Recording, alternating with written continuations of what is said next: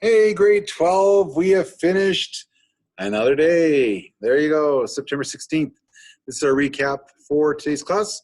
And so we did chapter 4 of Animal Farm. We're right at the midway point. And so halfway there, reaching our climax. And then we have, we worked on our stereotypes essay, the 5-paragraph essay. So with the questions and the essay, that's due tomorrow. And we started Shooting an Elephant, an essay by George Orwell. There's 3 questions there. Validate using the paragraphs, so number the paragraphs off. And I showed you how to do that on the board. And then you had some time to either start working on your commercials for your Cola Conquest or your ads and do some planning there. You also had some time to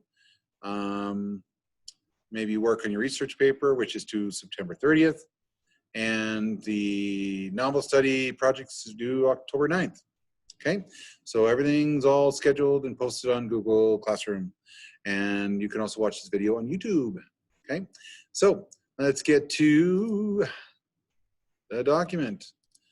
Okay, so let's click current slide. There we go. So chapter 4, and I've entitled this Spreading the Message, Battle of the Cowshed and Costs of War. So news is spreading that the animals are in control of the farm, and this is not boding well for the other farmers, especially Jones, who's complaining all the time. And we have Frederick and Pilkington. They don't like this, that the animals are running things, and they try to discredit the animals by spreading rumors. Frederick and Pilkington, they can't agree on anything, but they do agree that the animals should not be running this farm. Snowball and Napoleon, sounds like what those 2 pigs do. So we see some correlations between the humans, Frederick and Pilkington, and the pigs, the animals, who are acting like humans, Snowball and Napoleon.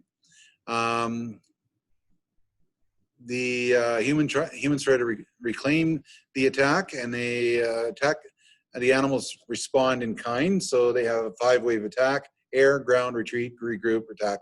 And you can look at any historical battle that's been recorded, and you can find examples of where there was an air attack. Try to cause as much damage as you can, then get your ground attack to clean up the mess, then give a false sense of victory, I guess, to the other side by retreating, regrouping, and then surrounding them in a final attack. Snowball leads the attack, so remember that part, but he's injured during this time, and remember that too.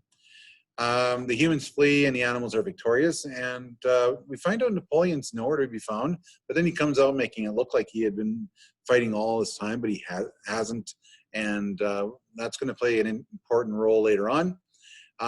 We talked about how far are you willing to go to be free, and that's something you need to think about as we progress with this novel. But I did ask specifically, is the definition of freedom the same for everyone? And most of you said no, and there's some truth to that, because everyone's definition of freedom is different. If everyone's definition was the same, we would have a perfect world. At least that's would be the perception, anyways. But everyone has a different way of going about it. But you find your correlations and similarities or common ground, and if you can come to that common ground, then freedom can be achieved and can be worked and tweaked and stuff like that. Snowball and Boxer are decorated for their dedication to the battle. They're given badges of honor, which contradicts what they said earlier, that badges, because Molly wants to wear her ribbons, and she was told that's like wearing clothes, and that's a human thing. So now they're getting badges. That's a human thing. Okay, so the animals have forgotten what they agreed upon earlier. You know, they're not supposed to be, an old major said right off the bat, don't do what the humans do. Okay, we've got to be our own people. So lots of contradictions here, and lots of forgetfulness, because people are not questioning or asking any questions, or reinforcing the teachings of Old Major and things like that. Celebration would take place in the anniversary of the rebellion. Mr. Jones' gun would be fired, the flag would be raised, just like the Soviet public presentations during the Cold War. Other countries do that too, but just in reference to the connections to communism. And we saw it in fascism's governments as well.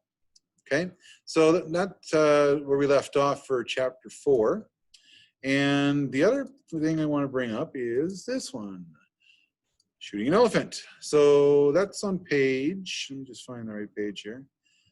Page 4, page 5 of the course outline. And so this is an essay, and you will be having classes where you'll be given essays just like this for you to read and respond to. And sometimes you might be surprised on the exam. They'll give you an essay for you to read, and they want to test your ability to respond to an essay that you haven't read yet. So, but you incorporate the skills that you've acquired or learned over the course of the semester, term, whatever, and then you respond in kind. Number off the paragraph. So like this is paragraph 1 here, and if you want to pause the video to read this as you go along instead of looking on a phone or whatever, you can certainly do that too, or you can actually just download it from the course online, from the LibGuide. So there's paragraph 1. There's paragraph 2. Okay. And I'm just going to go slowly here, so you can always pause it. There's paragraph 3. Pause. Pause. Okay. Paragraph 4.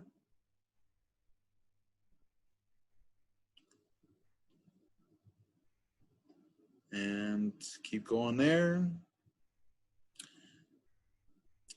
Paragraph 5.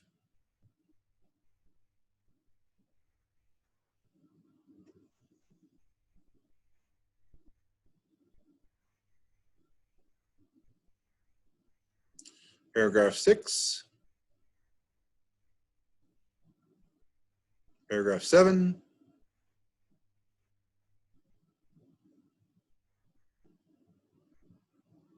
And paragraph 8.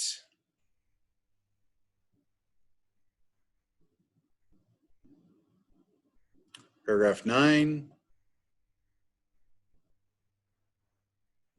Paragraph 10.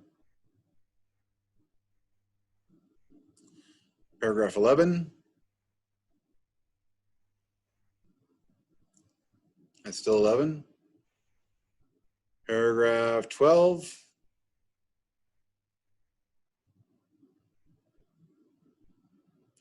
Paragraph 13. Paragraph 14. And that's the end of the essay. Here's the terminology for some of the words you might have some challenges with. In secula secularium, Latin for the identity of eternity and forever and ever. Prostrate, to cast oneself face down on the ground in humility, submission, or adoration. Despotic, pertain to the nature of despot, despotism, autocratic, tyrannical. In terram, Latin for in order to frighten, legal terms to describe a warning to prevent further illegal action. Excuse me. Must, male elephants go into must once a year.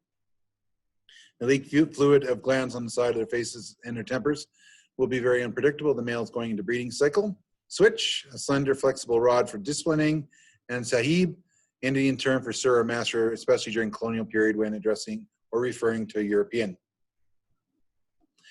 Now it says 15 marks. I'm marking this out of 30, so just so you know, because we don't have a final exam. So it'd be 30. So during the incident of the shooting, our attention is focused on the 3 participants, the officer, crowd, and the elephant. What's your impression of each? So speak to the officer, speak to the crowd, speak to the elephant. And how does Orwell create that impression?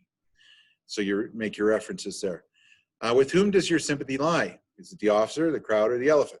And by what means does Orwell secure your sympathy? So again, find the reference of when he's able to do that to you. Then at what point during the incident does your sympathy change? and account for that change with references from the story. Now, some people feel their sympathy doesn't change, but try to find something where you can see the other side of the story, like the other side of the coin. Okay, so those are your questions for shooting an elephant. Okay, and tomorrow, so Walter Mitty will get into that, and if you want to take a sneak peek at the questions, you can certainly do that. It's in the course outline booklet. Everything's in the course outline booklet. Okay, and aside from that, keep it up. You're doing a great job.